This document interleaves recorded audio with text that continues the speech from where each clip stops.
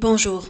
Question d'un interlocuteur soumise à Jiddu Krishnamurti au sein de l'ouvrage Découvrir l'illimité.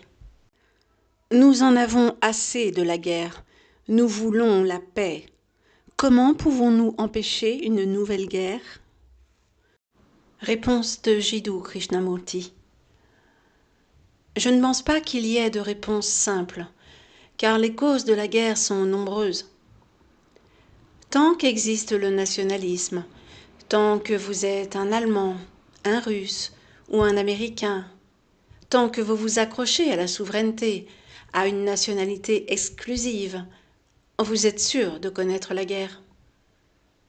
Tant que vous êtes un chrétien et moi un hindou, ou que vous êtes un musulman et moi un bouddhiste, il est inévitable qu'il y ait la guerre. Tant que vous êtes ambitieux, désireux de parvenir au sommet de votre société, en quête d'exploit et en adoration devant la réussite, vous serez une cause de guerre. Mais nous sommes élevés ainsi. Nous sommes formés pour nous battre, réussir, être ambitieux, servir un gouvernement particulier, appartenir à une religion ou à un pays précis. Toute notre éducation cultive l'esprit de compétition et guide l'esprit vers la guerre. Or, pouvons-nous, en tant qu'être humain individuel, changer tout cela? Vous et moi, individuellement, pouvons-nous cesser d'être ambitieux, de nous considérer comme Allemands ou Indiens, d'appartenir à une religion particulière, à un groupe ou à une idéologie précise, communiste, socialiste ou autre, et nous préoccuper uniquement du bien-être humain? Tant que nous restons attachés à un groupe ou à une idéologie, tant que nous sommes ambitieux, en quête de réussite, nous créons inévitablement la guerre. Ce ne sera peut-être pas une guerre de destruction extérieure, mais il y aura un conflit entre nous et nous, ce qui est véritablement une forme de guerre. Je ne pense pas que nous en soyons conscients, et même si c'est le cas, nous ne sommes pas sérieux à ce sujet.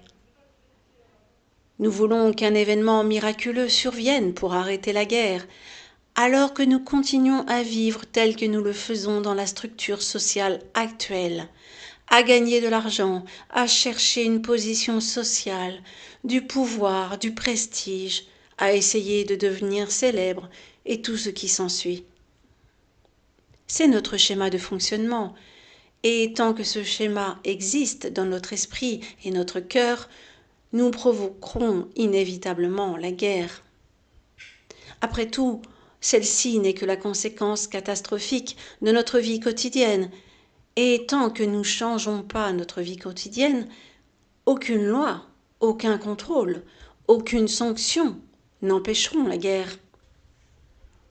La paix est-elle dans notre esprit et notre cœur, dans notre mode de vie, ou n'est-ce qu'une réglementation gouvernementale, quelque chose qui doit se décider aux Nations Unies? Pour la plupart d'entre nous, j'en ai peur, la paix n'est qu'une affaire de loi, et nous ne nous préoccupons pas de la paix de notre esprit et de notre cœur.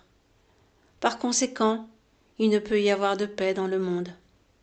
Vous ne pouvez pas avoir la paix, à l'intérieur ou à l'extérieur, tant que vous êtes ambitieux, mu par l'esprit de compétition, tant que vous vous considérez comme un Allemand, un Hindou, un Russe ou un Anglais, tant que vous vous efforcez de devenir quelqu'un dans ce monde de fous. La paix ne peut advenir que quand vous comprenez tout cela et que vous ne courez plus après la réussite dans une société déjà corrompue.